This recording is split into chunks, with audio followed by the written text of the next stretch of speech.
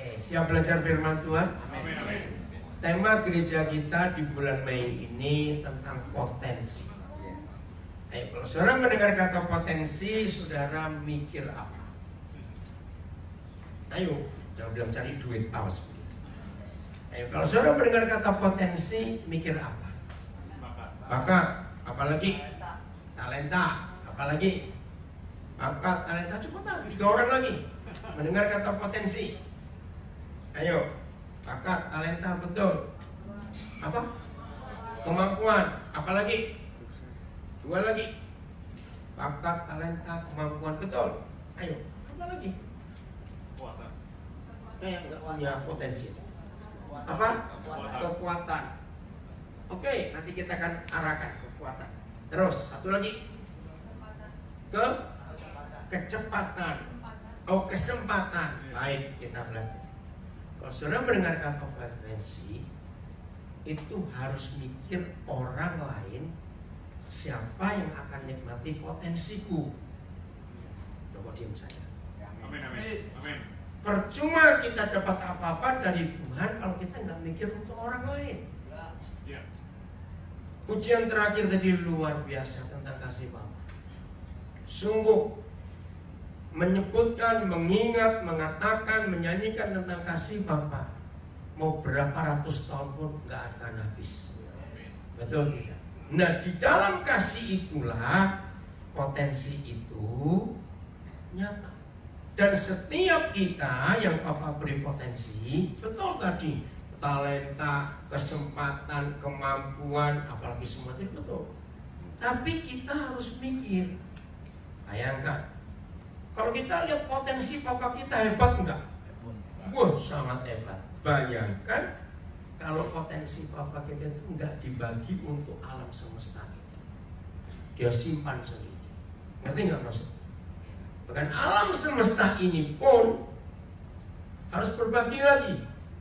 Oh, diam saja sudah jauh. Betul ya? Tadi malam ada seorang yang tanya kepada saya. Seingat saya belum pernah mendengar selama saya hidup ada orang bertanya begitu kepada saya. Pertanyaan begini. Saya lihat Bapak ini selalu ngurusin orang lain. Kapan Bapak ngurus diri sendiri? Saya kaget. Nah, sebetulnya saya sempat lupa. Iya, kapan saya ngurus diri sendiri? Serius. Tapi karena saya belum pernah dapat pertanyaan seperti itu, saya mikir, iya ya. Saya ingat saya ini nggak pernah ngurus diri saya sendiri, tapi kata ngurus. Sudah lihat saya acak-acakan? Loh, ditanya kok dia. Sudah lihat saya belum pernah sedikit acak-acakan? Tertawa mas. Karena saya belum pernah dengar pertanyaan seperti itu, saya mulai mikir. Istri saya dia nggak ada, dia lagi ngurus surat-surat. Dia itu pernah suatu kali cerita kepada teman saya. Nah, akhirnya teman saya itu ngomong ke saya, maaf ya, saya cuma cerita, kalau sudah ketemu dia berita. Dia berkata, maaf, ini lagi sekali untuk kemuliaan Tuhan. Mereka itu ada suami suka ngerepoti istrinya, awas. Suami yang nggak bisa ngatur kopernya sendiri, awas. Setuju para istri? Nah, dengar tuh baik-baik. Dengar tuh baik-baik. Betul. Saudara, tahun ini 27 tahun kami menikah. Istri saya itu nggak pernah ya untuk ngurus apa-apa. Dia itu melihat satu-satunya dia urus adalah lemari pakaian kami. Nah, itu dia paling marah kalau nggak bisa acak-acak. Cuma itu.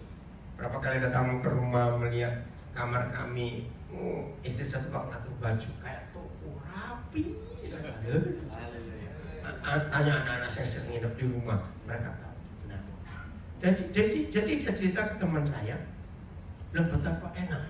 Jadi istrinya modern itu. Makanan, saya nggak pernah.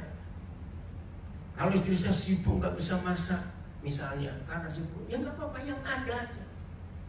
Saya nggak pernah selama kami menikah, saya nggak pernah satu kali pun minta tolong dong masak ini, enggak. Apapun yang dia masak saya pasti makan dan nggak pura-pura loh. Nggak enak terus wajahnya dibuat enak-enak. Enggak.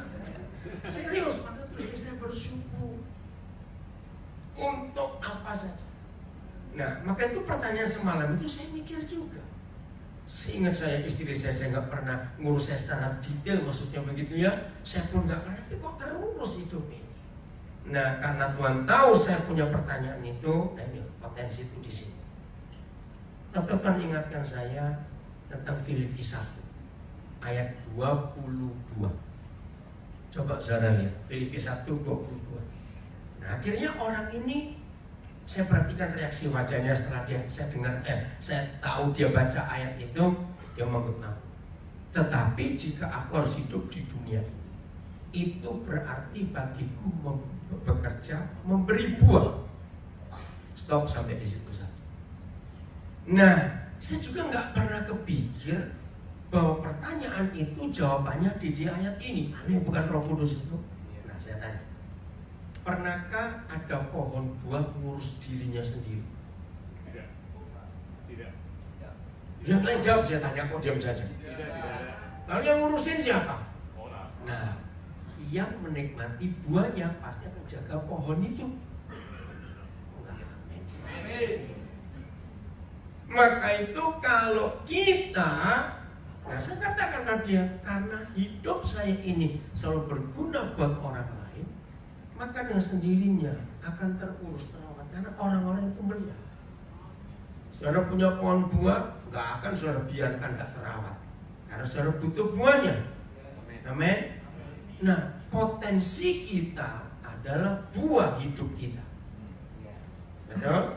Saya ulangi lagi, potensi kita berupa buah dari hidup kita, dan buah itu dinikmati oleh orang lain. Kemarin pagi jam 7.40 saya terbang dari Surabaya ke Manado. Saya cuma 4 jam lebih di Manado, langsung saya ke Jakarta. Kenapa? Berapa tahun yang lalu saya nggak ingat, di Manokwari saya ketemu seorang anak. Dia baru lulus SMP dari Sulawesi Utara. Entah karena alasan apa, karena masih seremaja itu diminta orang tuanya merantau, karena orang tuanya nggak mau. Nah, saya ketemu dalam keadaan anak ini nggak punya harapan untuk sekolah lanjut SMA aja, dia nggak kepikir. Ya udah, balik ke orang Tuhan, ketemu nggak sengaja, dia lulus SMA. Lulus SMA, anak ini punya potensi luar biasa.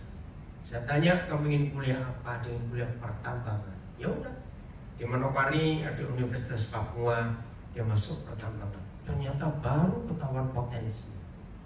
Anak ini ternyata jenius, dapat beasiswa ke ITB.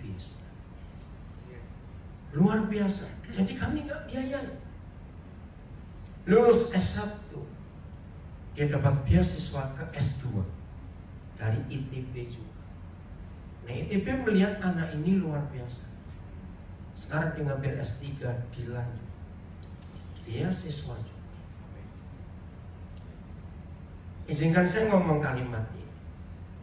Kalau saya nggak taat waktu ketemu dia lulus SMP, ya, berapa kali saya selalu berkata kepada saudara, orang yang nggak bisa dipakai Tuhan itu bukan orang berdosa. Orang yang nggak bisa dipakai Tuhan adalah orang egois dan orang pelit. Catat, pura-pura tuli, awas. Orang apa yang nggak bisa dipakai Tuhan? Orang pelit dan orang egois. Nah, waktu dia kuliah di ITB, dia ketemu calonnya, dan kemarin menikah. Karena kesibukan saya, jadi tanggal pernikahan pun saya harus menentukan. Habis dia harus ngikutin saya, jadwal saya. Luar biasa pernikahan kemarin. Nah, begitu selesai saya langsung balik. Saya minta pernikahanmu harus di dekat bandara. Saya bilang begitu, supaya papa nggak repot. Begitu turun pesawat, persiapan, balik lagi. Nah, mereka menikah di hotel Novotel yang dekat bandara. Kalau orang Manado pasti. Luar biasa. Tanggal 3 Mei yang lalu saya berkati pernikahan di Pontianak. Ini anak luar biasa. Satu kali kira-kira ya 5 tahun yang lalu, selesai saya makan di rumah makan Gajah Mada, orang Pontianak pasti tahu. restoran besar, masakannya enak. Nah itu ada eskalator karena di lantai 2. Pas saya mau turun, ada orang naik. Roh Kudus bilang, tunggu orang itu. Nah, udah, saya nggak jadi turun. Dia naik, terus saya tepuk pundak. Dia kaget. Nah, orang ini benci Tuhan luar biasa. Saya belum pernah ketemu orang seumur hidup begitu bencinya kepada Tuhan. Tuhan nggak ada. Dia orang Timor. Dia TKI dari Malaysia yang didepor karena nggak punya izin tinggal. Nah karena nggak punya uang, nggak bisa pulang ke NTT, terdampar di Pontianak. Terus bilang Tuhan nggak ada. Jadi mereka 3 kakak beradik. Dia nomor 2. Waktu mereka masih kecil-kecil, ayah ibu mereka meninggal karena kemiskinan. Jadi hidup nggak teratur. Nah waktu orang tuanya meninggal, mereka terpencar. Keluarga dari bapak dan ibunya nggak mengurus. Betul-betul jadi miskin anak 3 ini. Dan dia dapat kesempatan bisa merantau ke Malaysia.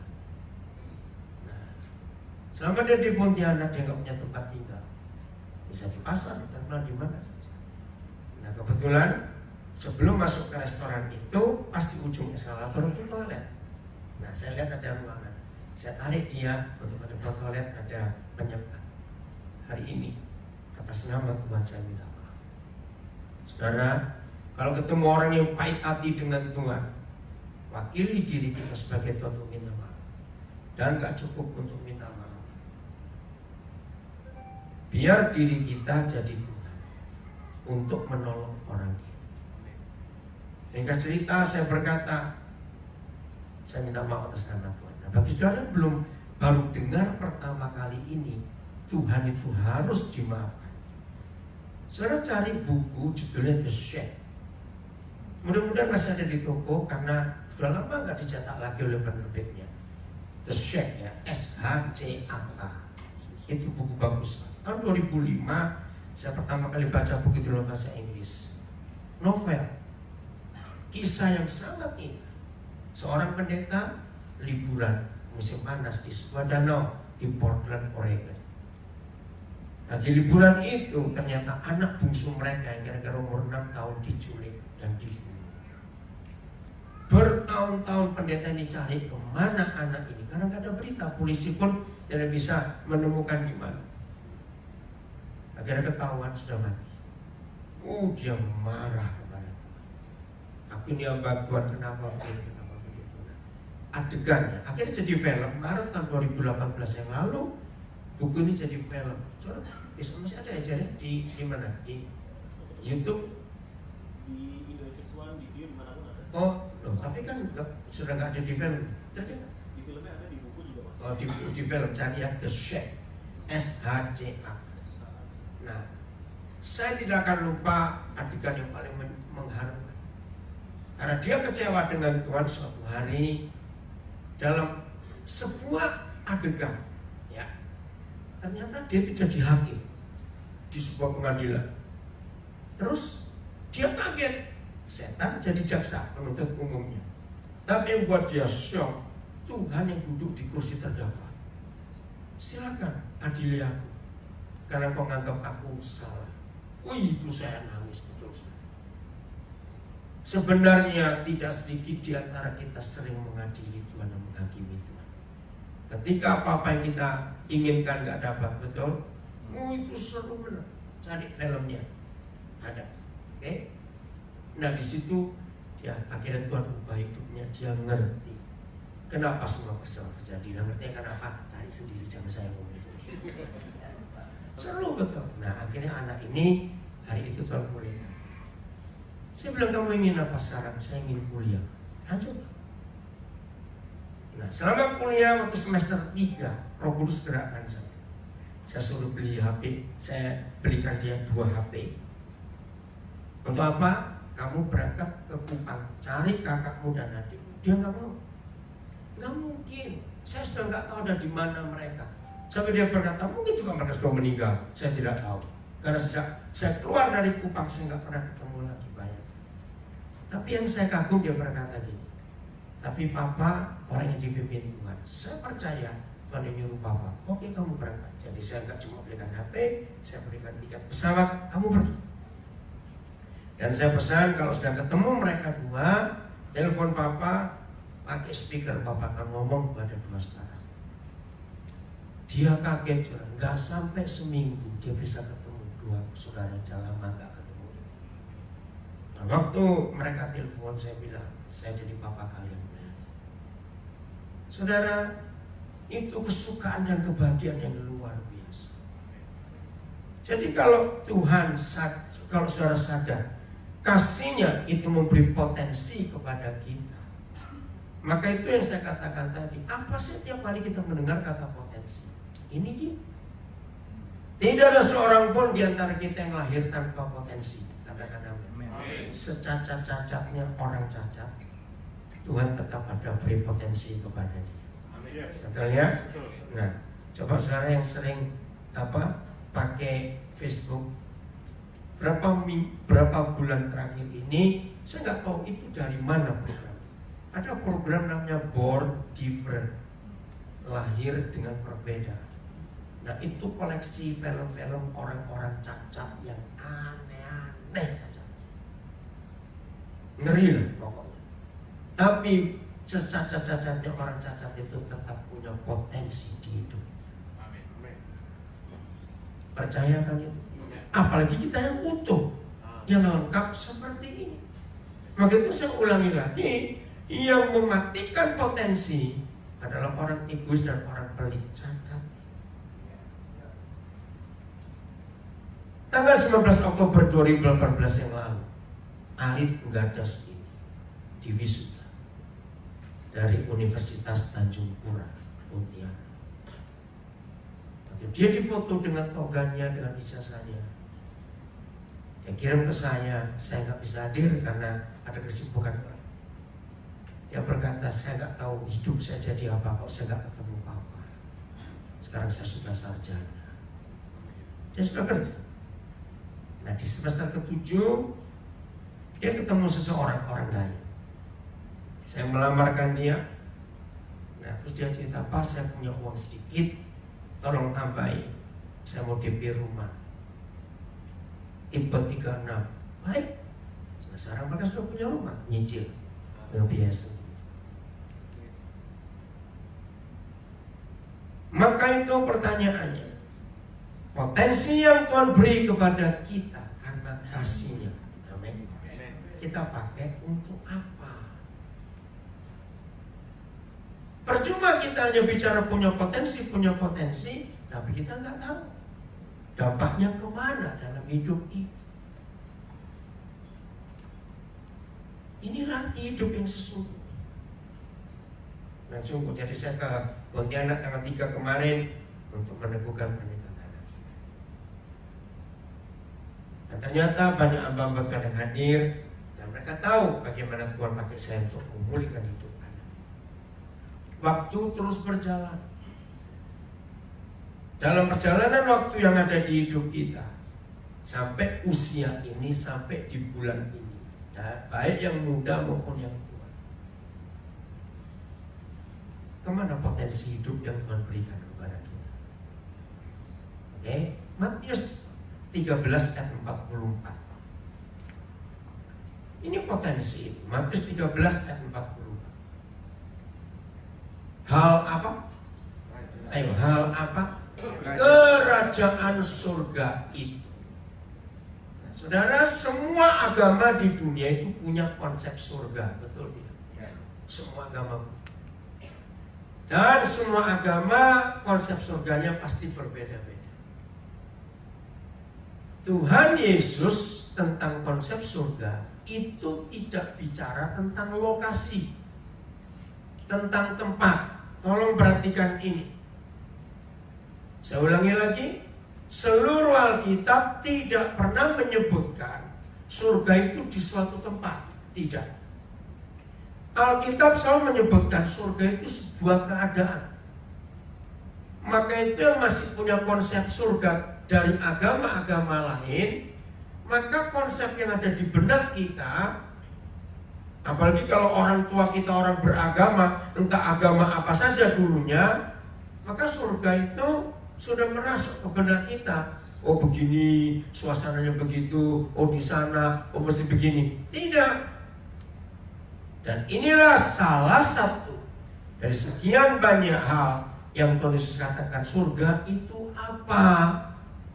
Perhatikan, hal kerajaan surga itu teruskan Seumpama harta yang terpendam di ladang. Pelan-pelan. Nah, saya menemukan potensi itu adalah harta yang terpendam ini. Itu potensi. Saya tidak tahu berapa banyak di antara saudara termasuk rekan-rekan hamba Tuhan yang pernah khotbahkan ayat ini. Bersyukur kepada Tuhan. Roh Kudus memberi saya pengertian tentang ayat ini dengan cara yang sangat mudah. Awal tahun 70-an Roh Kudus memberi saya pewahyuan ayat ini. Dan itu saya pakai sampai hari ini. Bahkan sampai seterusnya selama Tuhan masih beri saya kesempatan untuk itu. Hal kerajaan surga itu seumpama harta yang terpendam, potensi yang terpendam di ladang. Yang ditemukan orang, saya percepat, orang ini adalah Tuhan Yesus. Setelah Tuhan Yesus, dia pakai kita. Kita harus menemukan ladang-ladang yang lain yang di dalamnya ada harta terpendam. Yang ditemukan orang, lalu dipendamkannya lagi, ditutup lagi tanah itu, galian itu. Kenapa ditutup lagi? Sebab pemilik tanahnya masih ada dan belum dibayar. Ini, oke? Nah, Tuhan Yesus menyerahkan nyawanya untuk membeli ladang itu. Oleh sebab sukacitanya, pergilah ia menjual seluruh miliknya, lalu membeli ladang itu. Nah, yang dibeli bukan ladangnya, tapi apanya? Potensinya itu. Siapa ladang itu? Manusia. Kenapa saya pernah berkata, kalau bicara ladang, bicara tanah, sebidang tanah, properti, kan tanah bukan? Iya. Ya atau tidak? Nah, tubuh kita dibuat dari apa? Awas dong, dari ubi. Dibuat dari tanah. Nah, ini sebidang tanah ini. Firman ini luar biasa. Maka itu saya ulangi lagi, secacat-cacatnya seorang cacat yang lahir, ternyata Tuhan tetap beri potensi di hidup ladang itu. Di hidup tanah. Maka itu sejak saya ngerti firman ini, hobi saya salah satunya adalah nyekolakan orang. Karena saya ingin gali potensi orang itu. Dan ini sungguh luar biasa. Dahsyat sekali. Amin. Masih ingat Steve Ponto? Ya, hari-hari ini dia makin hebat dipakai Tuhan. Ini dia masih ke Surabaya, karena saya harus balik ke Surabaya nanti selesai bagian kedua ini. Makin hebat kelihatan potensinya. Orang-orang yang suka mengikuti dia lewat live streaming yang saya lakukan makin berubah. Itu yang luar biasa. Selama di Surabaya ini dia menemukan sebuah potensi baru yang dia ngerti berapa hari terakhir. Yang buta dia masih ingat ya, pernah kesini, pernah ikut kul kita juga. Jadi dia bilang gini, selamat datang Pak Gembala, hebat. Pak Petrus sudah datang. Tadi baru ketemu dengan orang. Jadi dia berkata gitu, saya ini kalau mendengar orang cerita apa, nah di situ dia bisa menerangkan, dia kan butanya bukan sejak lahir. Nah, ternyata dia menemukan juga orang yang buta sejak lahir itu nggak bisa mimpi, karena nggak pernah lihat apa-apa. Wih, saya baru sadar juga, betul juga kalau gitu. Nah, saya kan sudah pernah lihat. Maka itu kalau saya dengar orang cerita apa-apa, saya bisa menikmati, karena saya ngelukis di benak saya. Nah, setelah saya lukis, saya tanya pada orang di situ. Contoh, kemarin kami lewat di suatu daerah yang banyak jual makanan. Nah, diterangkan oleh yang bawa, Steve, kita ada daerah makanan semua pinggir jalan itu. Nah, dalam bayangan dia, maka banyak tenda-tenda. Dan sudah saya lukis. Sebentar, ini banyak tenda-tenda ya? Oh enggak, ini ruko semuanya. Dia bilang, oke, saya hapus tendanya, saya ganti ruko semua. Kami kaget. Maka itu dia nggak bosan dalam hidup. Nah, kami satu kapal 4 orang. 2 orang ini baru kenal Steve. Yang satu nangis. Karena kami 4 malam bersama-sama 4 orang dalam satu kapal. Saya tanya, kenapa kamu nangis? Aku Steve ke Messi. Karena kami pindah 2 hotel. Saya nggak pernah lihat dia sedih. Jadi tiap kali masuk, karena kebiasaan saya di tempat yang baru, langsung dia bilang, sebentar, saya pasang GPS saya. Kan kalian orang buta ini. Ngerti kata GPS? Nah, dia mulai lihat ke arah kiri atau kanan, dia hitung langkah, kemana WC-nya itu saya tunjuk. Luar biasa. Nah, yang satu ini betul-betul dia nangis. Saya nggak bisa bayangkan orang yang pernah ngelihat bisa begitu sukacita. Nah, dia kan nggak tahu kami 3 ini sudah bangun atau belum. Udah nggak lihat apa. Nah, kebetulan saya sudah bangun, yang satu ini sudah bangun. Sudah ngeliat Steve ke kamar mandi sambil raba-raba begitu. Terus Steve masuk kamar mandi, dia nangis. Kenapa kamu nangis? Saya bilang, saya belajar banyak dari dia. Ngerti? Jadi secacat-cacatnya orang cacat, walaupun gak cacat lahir, tetap punya potensi yang luar biasa. Amin. Maka itu yang, oh ya ada adik bilang amin. Maka itu kita yang waras, yang sehat. Awas, kita gak menyadari. Satu kali ada orang yang berkata begini tentang potensi. Kalau kita lihat kekayaan, jangan ke istana-istana raja yang kaya-kaya, jangan ke bank, jangan ke perusahaan-perusahaan hebat, salah. Kalau kita ingin lihat intelektual, kepandaian, jangan kita ke kampus ini, kampus itu, jangan. Dia berkata, pergilah ke kuburan. Loh, kan saya kaget. Ngapain pergi ke kuburan? Tolong perhatikan ini. Akhirnya saya ngerti. Di kuburan itu kamu baca nama yang mati dan umurnya. Maka di kuburan itu terpendam semua potensi orang-orang yang belum pernah dipakai. Betul atau salah kalimat?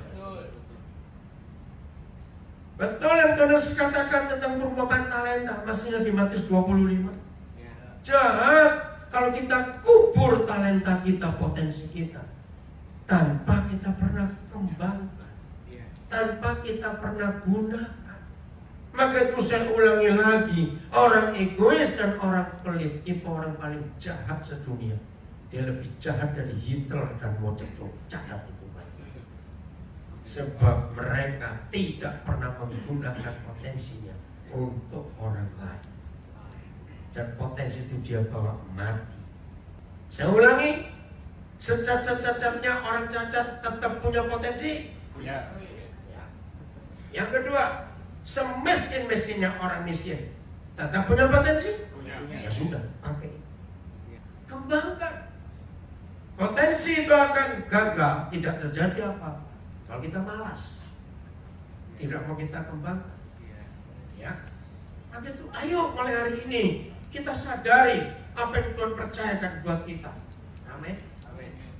Papa mama, berapapun anak yang Tuhan beri kepada saudara, temukan potensi mereka yang berbeda-beda. Di sini kita kagum melihat Tuhan, karena setiap orang potensi atau talenta yang diberikan Tuhan gak pernah sama. Oh, gak ada yang gak pernah sama. Bayangkan kalau semua kita menggunakan potensi kita, amin. Betapa dahsyatnya dunia ini, betul tidak? Betul. Maka itu ketika masing-masing potensi kembali untuk kemuliaan Tuhan, dunia akan memuliakan Tuhan. Amin. Yes. Maka itu stop untuk mikir diri sendiri. Aku ini bagaimana? Aku ini bagaimana? Ingat pertanyaan seorang kemarin itu. Ternyata kalau kita mengembangkan potensi kita luar biasa. Siapa gak pernah dengar nama Nick Vujicic? Betul? Gak punya tangan, gak punya kaki. Umur 8 tahun Itu pertama kali dia rencana bunuh diri. Tapi luar biasa, saudara. Sekarang dia jadi motivator hebat, terhebat sedunia. Sampai hari ini belum ada yang bisa menurunkan posisi dia. The best motivator. Yang lebih hebat lagi, anaknya 4 sekarang laki semua. Kelahiran ketiga itu kembar 2 laki-laki juga. Cari di Google, ini orang hebat sekali. Saya sering ngajak guyon pada yang sehat-sehat ini. Gak punya tangan, gak punya kaki, anak 4. Kalau tangan lengkap, kayak lengkap, anaknya berapa ya? Cuma mikir saja. Serius. Karena saya mengidolakan dia, saya kagum dengan dia. Baik dia masih utuh-utuh begini lengkap semuanya. Engkau cuma pagi bangun lapar terus makan, kenyang tidur lagi, siang lapar bangun lagi makan lagi. Babi kamu gitu aja sih. Marah-marah. Betul? Hidup nggak berguna apa-apa, cuma ngasilin tai saja. Awas kamu. Tersinggung lah yang tersinggung saya. Setuju? Untuk apa hidup kayak begitu? Betul? Ada potensi yang terpegang anak muda kau dengar. Awas yang disebut generasi milenial. Hanya untuk merawat pipi aja 3 jam. Ngapain? Wah ya kenapa? Ngerti maksud saya? Itu baru pipi sebelah. Belum pipi sebelah, belum dahinya kan berapa jam lagi. Belum ngurus kukunya, ada. Belum ngurus rambutnya. Ada yang tersinggung? Itu orangnya kita aja. Ayo berubah. Ya. Gunakan waktu ini dengan semua potensi yang ada. Amin. Untuk berguna buat Tuhan dan buat orang lain. Amin. Yes. Betul? Karena setiap potensi yang Tuhan beri kepada kita nggak pernah sia-sia. Amin. Yes. Tidak pernah sia-sia. Papa Mama ajari anak-anak kita bukan cuma cari duit ya, cari duit awas begitu. Ini Papa Mamanya mata duitan. Ajari anak-anak kita untuk menemukan potensi-potensi di hidup. Yakinkan mereka. Bukan Papa, bukan Mama yang memberi kamu potensi. Tuhan. Tapi Tuhan yang memberi. Kembangkan itu. Tunjukkan kepada dunia. Yes. Yes. Siapa masih ingat anak pendeta Wright? Ya. W-R-I-G-H-T, Wright. Anak 2 laki kakak beradik. Mereka itu yang penemu pesawat di dunia. Jadi sejak masih remaja, mereka itu nggak tahu punya ide dari mana bahwa pasti suatu hari manusia bisa terbang. Nah, dalam kisah hidup mereka, papanya pun menertawakan, kamu bukan burung. Tapi mereka jawab, betul Pak. Tapi kalau Tuhan bisa ciptakan burung, maka suatu hari manusia pun bisa kayak burung. Karena kakak beradik ini tidak putus asa dalam menemukan, mengembangkan potensinya, dan akhirnya dunia punya pesawat sampai hari ini. Ya? Yes. Coba kalau mereka dulu putus asa karena diledek, betul? Lain ceritanya dunia ini. Jadi berbahagialah Papa Mama kalau anak-anak saudara-saudara dorong untuk menemukan potensi. Maka itu Matius 13 ayat 44 ini saya lakukan sampai hari ini. Saya kemanapun cari ladang. Dalam perjalanan dalam perjalanan saya dari Lampung saya ke Surabaya, saya dapat WA. Oh ini luar biasa. Anak ini saya temukan di daerah Terawas, kira-kira hampir 5 tahun yang lalu, Jawa Timur. Padahal dia itu anak dari negara Bali. Nah, saya nggak kenal dia, itu karena kebiasaan saya seperti itu. Maka ketika saya ketemu dia, Roh Kudus ngomong sesuatu. Nah, akhirnya saya kuliahkan dia. Dia ngambil kesehatan masyarakat di Universitas Dianapura di Dalung, Denpasar. Hari Rabu pagi dia sidang skripsi dan dinyatakan lulus, dapat nilai yang terbaik. Waktu dia kirim kabar ke saya itu kalimat yang sama saya selalu dengar dari banyak orang. Papa, saya nggak tahu jadi apa hidup saya kalau saya nggak ketemu Papa. Dia nggak punya harapan anak, dia nggak punya masa depan. Namanya Lutfi. Coba kalau saudara dengar cita-cita seperti ini, cuma ada satu di antara dua model orang. Yang satu itu kan kode, betul? Itu kan Pak Pendeta, saya kan bukan. Ngerti nggak maksudnya? Nah, itu orang pelit dan egois dia itu orang. Itu maksud saya. Maksud nggak ngerti-ngerti. Kelompok kedua, saudara punya hati. Tuhan, aku siap engkau pakai untuk potensiku yang Tuhan berikan bisa berguna buat orang. Amin. Yes, yes. Nah, jujur di hadapan Tuhan, saudara kelompok yang mana? Jangan bilang di tengah-tengah, nggak ada, awas. Pokoknya milih mau kelompok satu atau kelompok dua. Serius ya?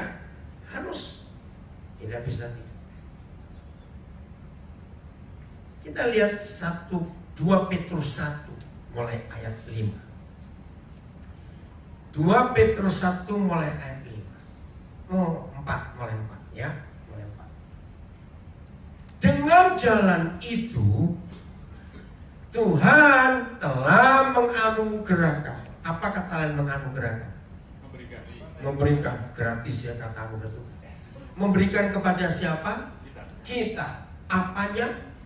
Ayo baca apanya? Janji-janji yang berharga dan yang sangat besar.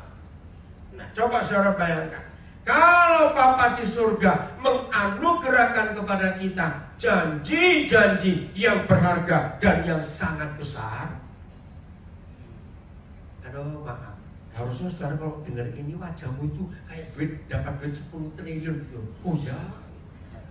Loh kok diam saja? Amin, amin. Telat. Enggak dari tadi. Maaf. Loh betul enggak saudara? Ini semangat sekali. Saya cuma cerita ya, supaya saudara tahu perjalanan saya.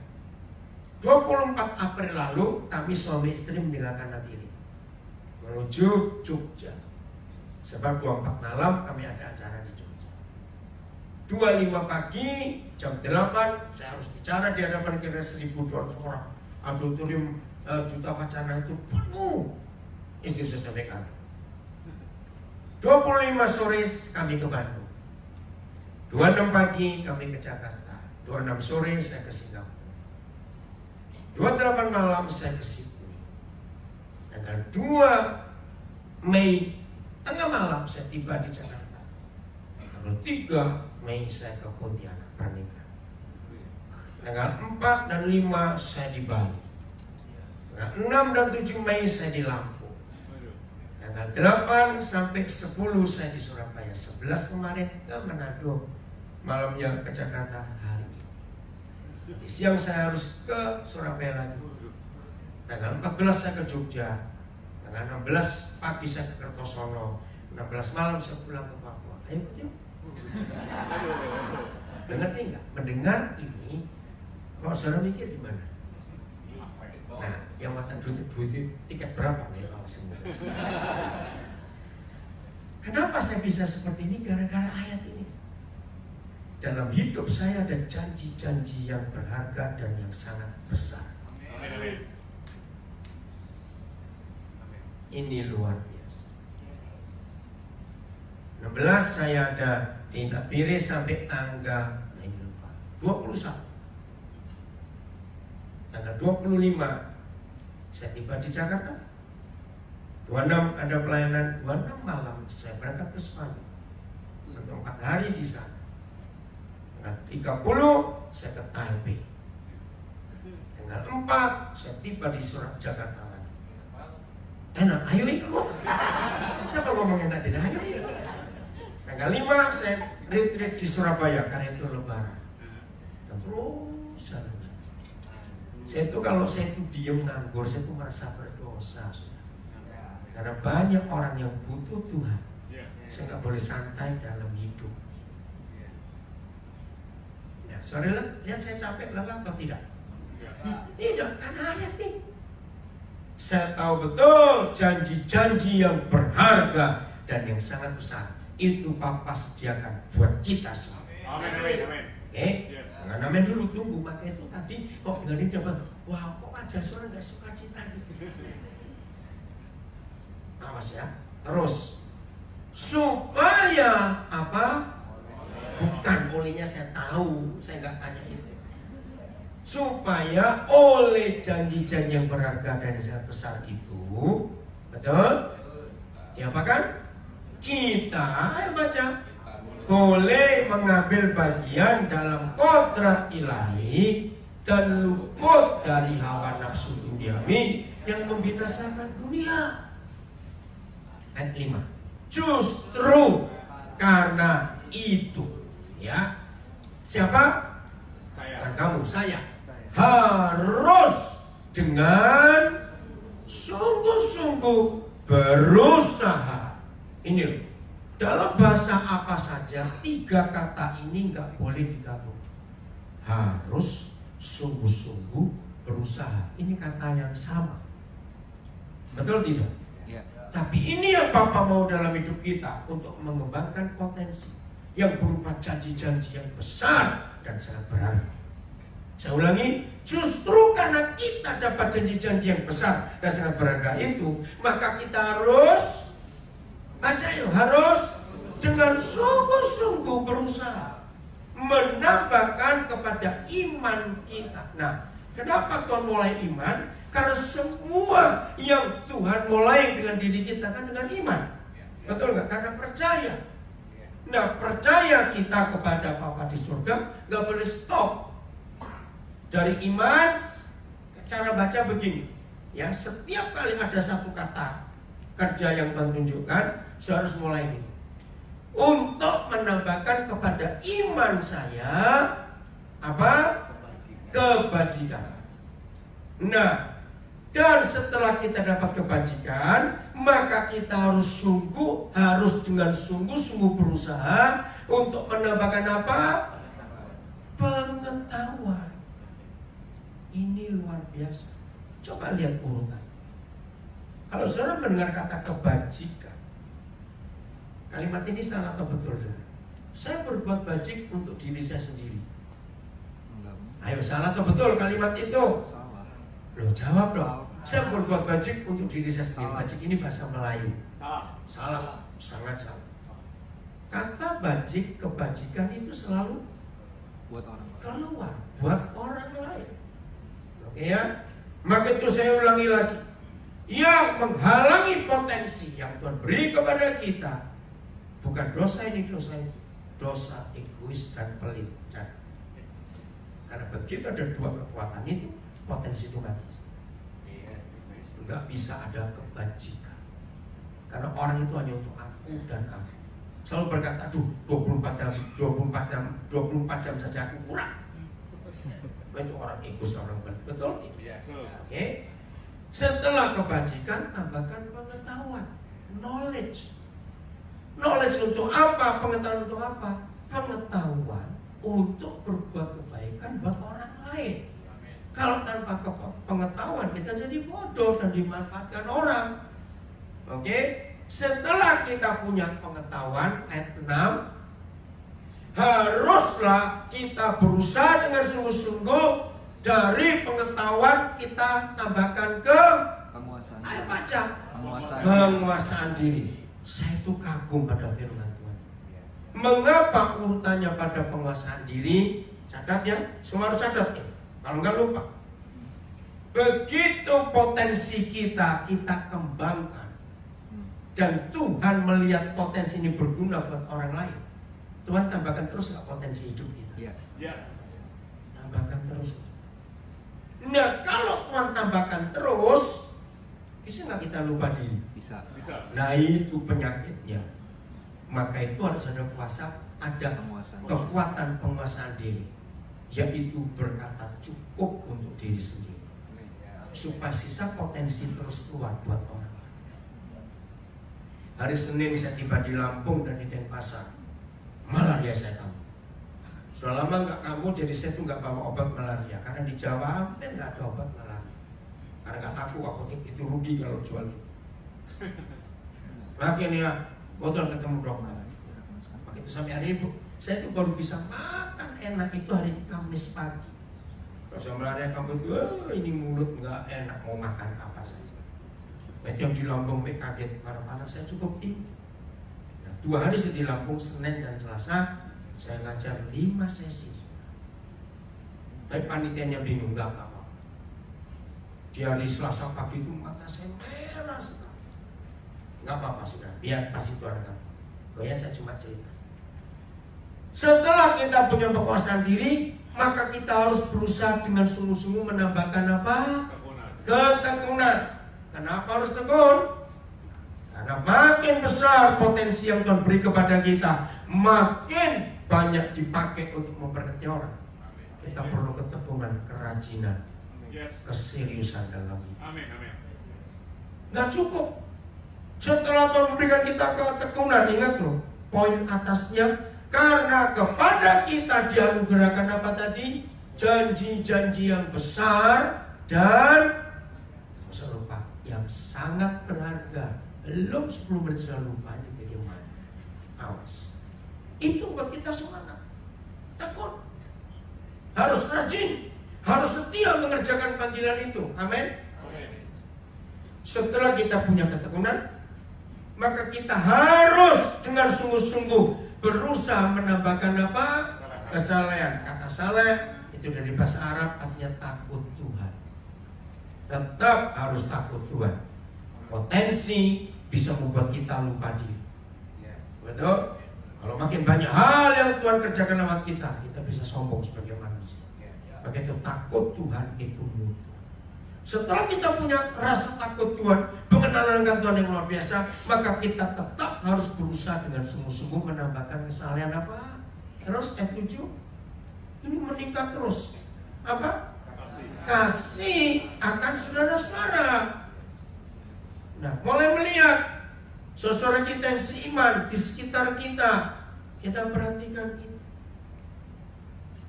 Saya cuma cerita. Selesai seminar Senin malam di Lampung. Nah, saya ngomong tentang satu hal. Belum bubar, masih di tempat seminar di gedung Serbaguna. Para orang Lampung pasti tahu. Ada pertengkaran ribut saudara, gara-gara khotbah saya. Ya saya harus bertanggung jawab loh. Ada apa ini? Ternyata ada 2 hamba Tuhan.